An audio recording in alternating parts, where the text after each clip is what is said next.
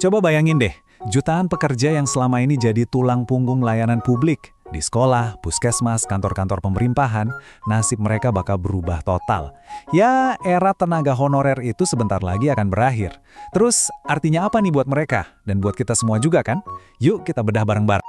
Oke, ada satu tanggal nih yang wajib banget kita catat. 1 Januari 2026.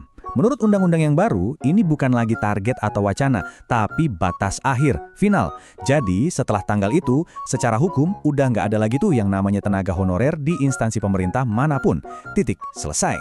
Nah, pertanyaannya kan, gimana nasib jutaan orang yang udah mengabdi, bahkan mungkin ada yang udah puluhan tahun loh dengan status ini? Di satu sisi, ini jelas jadi harapan ya, buat dapat kepastian. Tapi di sisi lain, pasti ada juga kekhawatiran yang besar. Coba deh kita lihat, jalan keluar apa sih yang disiapin sama pemerintah? Oke, kalau honorer dihapus, terus penggantinya apa dong? Nah, pemerintah ini menyederhanakan semuanya. Sekarang cuma ada 2 status kepegawaian yang jelas, PNS dan PPPK. Biar gampang pahamnya, kita mulai dari istilah kuncinya dulu ya, ASN atau Aparatur Sipil Negara. Anggap aja ini kayak payung besar buat semua pegawai pemerintah. Nah, nantinya di bawah payung ini tuh cuma bakal ada 2 status resmi. Pertama, PNS yang kita semua udah kenal lah ya. Dan yang kedua, ini dia, PPPK atau Pegawai Pemerintah dengan Perjanjian Kerja. Udah cuma 2 itu aja, simpel kan? Perubahannya ini bener-bener fundamental loh. Kalau dulu kan ada PNS sama honorer, di mana status honorer ini sering banget ada di area abu-abu, nggak jelas gitu kepastian hukumnya. Nah sekarang, area abu-abu itu dihapus total. Honorer diganti sama PPPK yang punya kontrak kerja, punya hak, dan perlindungan hukum yang jelas. Intinya sih ini adalah perpindahan dari yang serba nggak pasti ke sesuatu yang punya kepastian hukum. Dan penegasan ini datanya nggak main-main, langsung dari pejabat pemerintah. Artinya apa? Pintu buat jadi honorer baru itu udah ditutup serapat-rapatnya secara nasional.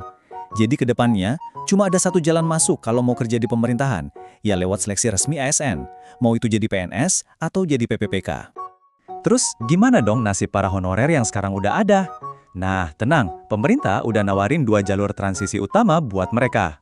Nih, ada 2 pilihan. Pilihan pertama, ini jalur yang paling ideal. Ikut seleksi nasional buat jadi PPK penuh waktu, dapat semua hak-haknya. Tapi ada juga jalur kedua, yaitu ditugaskan sebagai PPK paruh waktu.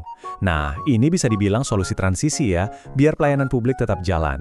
Jadi mereka tetap kerja sesuai kebutuhan instansi, tapi statusnya jauh lebih jelas dibanding honorer. Tapi ada satu hal yang penting banget buat digarisbawahi, nggak ada itu yang namanya pengangkatan otomatis.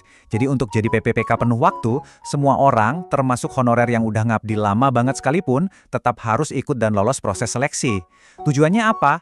Ya biar jelas, untuk memastikan setiap ASN itu punya standar kompetensi yang sama dan berkualitas. Mungkin ada yang nanya, kenapa sih sistemnya harus diubah segala? Kan udah jalan dari dulu. Nah, ada beberapa tujuan utama di balik reformasi besar-besaran ini.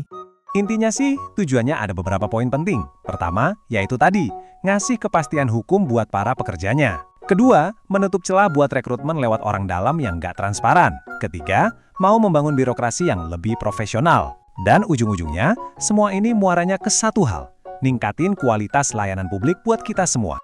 Nah, ini dia akar masalah yang mau diberesin.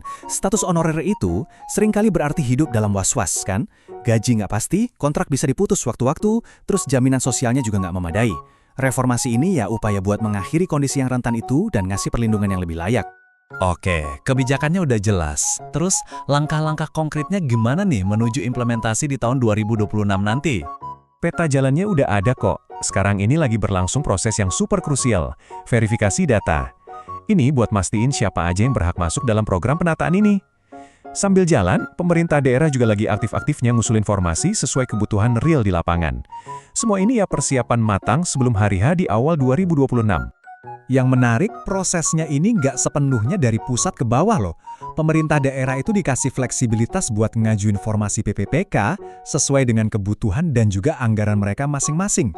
Ini penting banget soalnya kan kebutuhan guru di satu daerah bisa beda jauh sama kebutuhan tenaga kesehatan di daerah lain, iya kan? Jadi ini dia, sistem baru, harapan baru.